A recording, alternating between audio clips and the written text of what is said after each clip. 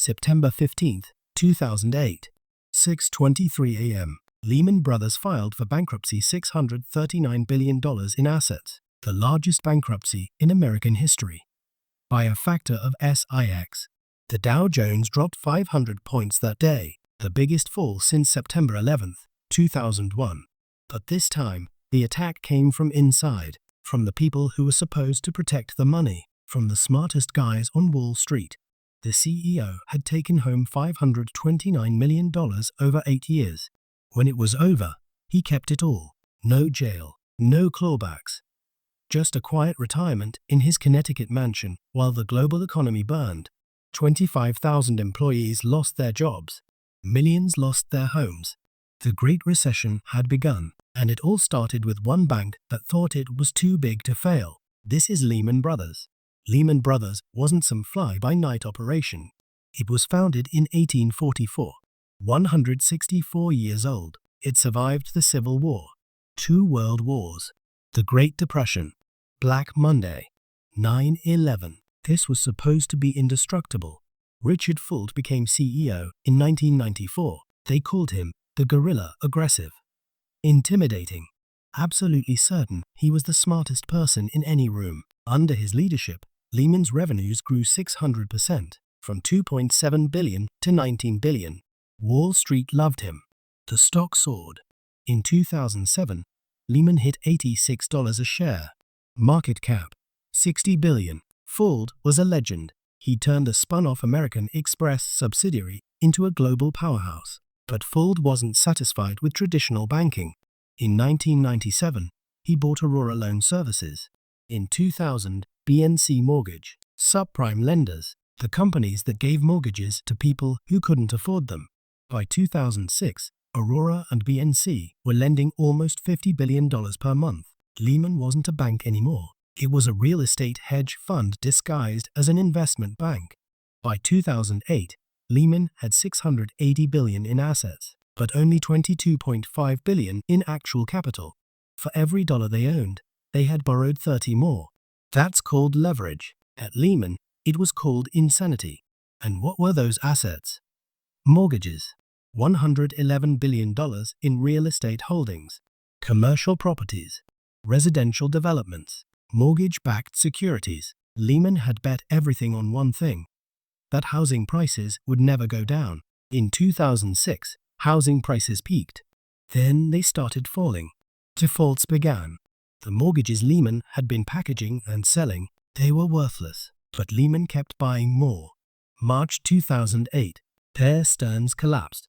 The second largest holder of mortgage-backed securities, the Federal Reserve had to arrange an emergency sale to J.P. Morgan Chase. Lehman's stock dropped 50% overnight. Fuld was defiant. He told investors the company was fine. He went on CNBC and said Lehman had great liquidity. Behind the scenes, he was desperately trying to find a buyer. Korea Development Bank, China Investment Corporation, anyone. But he had a secret weapon, an accounting trick called Repo 105. Here's how it worked. Right before quarterly reports, Lehman would temporarily sell assets to make their debt look smaller, then buy them back right after. With Repo 105, Lehman hid up to $50 billion of assets at each quarter end. Their leverage looked better. Their balance sheet looked cleaner. None of it was real. When investigators asked Fuld about Repo 105, he said he had absolutely no recollection whatsoever. The CEO of a $600 billion company didn't remember a $50 billion accounting maneuver. Nobody believed him. September 2008. Lehman announced a $5.6 billion loss. Their stock dropped 77% in 1 week. Credit default swaps on Lehman's debt were exploding. The smart money was betting Lehman would die. Friday, September 12th. The Federal Reserve called an emergency meeting. Every major bank CEO in one room. The agenda: save Lehman or watch it burn. Bank of America was interested. They wanted to buy Lehman. But then they got a better offer. Merrill Lynch. They walked away. Lehman's best hope just vanished. Barclays was still in the game. The British bank wanted Lehman's US operations, but British regulators said no. They wouldn't approve a deal that fast. They wouldn't risk British money on American problems. Treasury Secretary Henry Paulson made the final call. The government had saved Bear Stearns. They would save AIG. But Lehman? Paulson said no.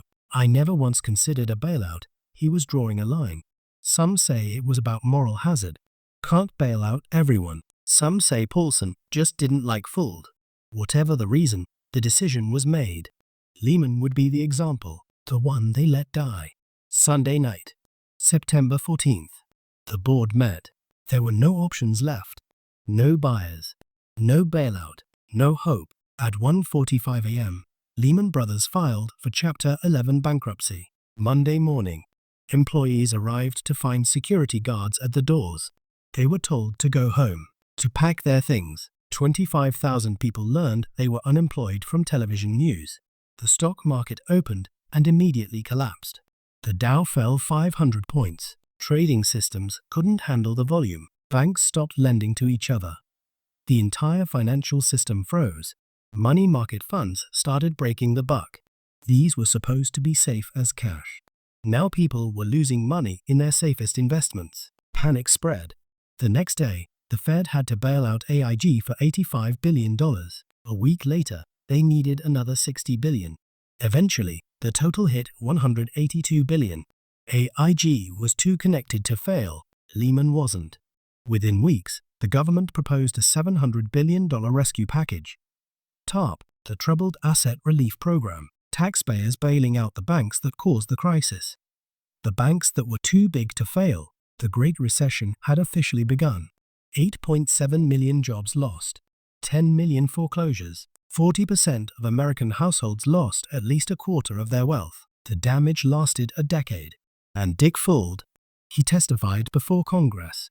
He said he took $300 million, not the reported $480 million. Like that made it better. Like either number was acceptable for running a company into the ground. He said he felt horrible about what happened, but not horrible enough to give the money back. Not horrible enough to accept any responsibility. Just horrible enough to say the word on television. No criminal charges. Ever. The bankruptcy examiner found that Lehman executives may have committed fraud with Repo 105, but the Justice Department never prosecuted. Too big to jail. Ernst & Young, the auditors who signed off on the fraudulent balance sheets, banned from auditing in Germany for 2 years. That's it, 2 years, for certifying lies that helped destroy the global economy. Paulson wrote a book about the crisis. Fuld started a consulting firm. The executives who destroyed Lehman moved on to other jobs, other companies, other opportunities. They always do. The bankruptcy took 14 years to unwind. 14 years of lawyers and accountants sorting through the wreckage. It wasn't fully resolved until September 2022. Some creditors got paid in full. Some got nothing. In October 2025, Lehman Brothers International Europe finally exited administration. 17 years after the collapse, they actually paid creditors back with 8% interest. Some people made money on the death of Lehman Brothers. What did we learn? Banks got bigger after the crisis, not smaller. The top 6 banks now control more assets than the top 6 did in 2008. Too big to fail became too big to manage. Executive compensation. Still astronomical. Still rewarding short-term risks. Still disconnected from long-term consequences. The structure that created Lehman's greed is still in place everywhere. The real lesson of Lehman Brothers. When you're big enough, the rules are different. You can take home $500 million, destroy a 164-year-old institution, trigger a global recession, and retire in peace.